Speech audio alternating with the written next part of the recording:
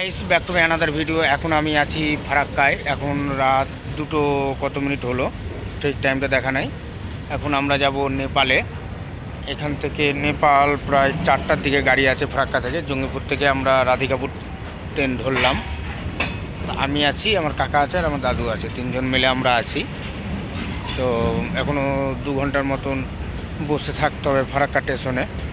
এখন মালগাড়ি যাচ্ছে, মালগাড়ি চলে গেল ফারাক্কা স্টেশনে। এখনও 2 ঘন্টা আমরা বসে থাকবো স্টেশনে ওখানে লিফটে। এখন আর যা মশার অত্যাচারে টেকা যাচ্ছে না। এই সাইডটা গেলে রোড। তো দর্শক বন্ধুরা সবাই দেখতে পাচ্ছ সিনারিগুলো স্টেশনের।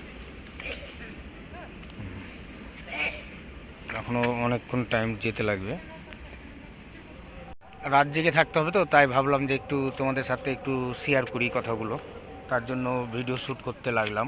তো গায়ে সবাই কেমন আছো, তার জন্য ভিডিওগুলো শ্যুট করতে লাগলাম। আর ওখানে বসেছিলাম, বসে মশার অত্যাচারের জন্য দাঁড়িয়ে গেলাম। যে কটা রিলস বানালাম ফেসবুকে, ইনস্টাতে। আর ফাঁকা পাই না, তার জন্য কি করব, তখন ভিডিও বানাতে পারি না। তার জন্য এখন ফ্রি আছি। আবার পুরুলিয়া চলে গেলে তো ভিডিও শ্যুট করতে পারবো না। তার জন্য এখন যতক্ষণ ফ্রি আছি ততক্ষণ আমি ভিডিওটা শ্যুট করে নিই। তো বন্ধুদের সাথে দেখাও হয়ে যাবে, কথাবার্তাও হয়ে যাবে। গাইস এখন একটা ট্রেন আসছে, কাঞ্চনগঞ্জ, মানে কী ট্রেন বলছে বোঝা গেল না।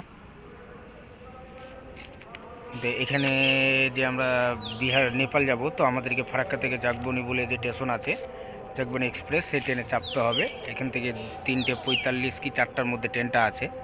সেই ট্রেনে চেপে ওখানে 11টা পৌনে 11টার মধ্যে আমরা জাগবনিতে নেমে যাব। জাগবনিতে নেমে তো তোমাদেরকে আমি ভিডিও শ্যুট করব, আমি ভিডিও শ্যুট করে নেপালের সিনারিগুলো কিছু। আমরা তো নেপালের ভিতরটা যাব না, আমরা সামনেটাই থাকবো, বর্ডারটা পার হয়ে। তো নেপাল গেলে তো কোনো পাসপোর্ট ভিসা কিছু লাগে না। তো বিনা পাসপোর্ট ওখানে শুধু আধার কার্ডটা জমা দিলেই হবে। শুধু আমাদের ইন্ডিয়ার জন্য এটা আছে, কিন্তু আদার্স কোনো দেশ থেকে যদি কোনো লোক আসে, বাংলাদেশ বা আদার্স আরও দেশ আছে, তাদের জন্য পাসপোর্ট ভিসা লাগবে। তো গাইস সবাই ভালো থেকো। আমার এই ছোটো ভিডিওটা একটু যদি ভালো লাগে তো লাইক কমেন্ট শেয়ার করে দিও সবাই। রাতের বেলা তো তার জন্য ঠান্ডা আবহাওয়াটা আছে, আর দিনের বেলা হলো তো গরমে টিকা যেত না। যা গরম পড়েছে, মানুষের অবস্থাটা প্রচুর খারাপ হয়ে যাবে। কিন্তু নেপালের সাইডে পাহাড়ি এলাকা গরম হতে পারে, নেপাল তো কোনো দিন যায়নি, তো তার জন্য ভাবলাম যে ঘুরে আসা হবে, সব কিছু করাও হবে, দেখাও হবে, আর ভিডিও শ্যুট করা হবে। তখন ভিডিওটা আমি ফেসবুক আর ইউটিউবে শেয়ার করে দেবো। আর তোমাদের যদি ভিডিওগুলো ভালো লেগে থাকে তাহলে লাইক কমেন্ট শেয়ার করে দিও, বেশি বেশি করে শেয়ার করে দিও, তাহলে আরও বন্ধুরা সবাই দেখতে পাবে। ঠান্ডা লেগে গেছে, গলাটা শুন করছে। গাইস ভালো থেকো।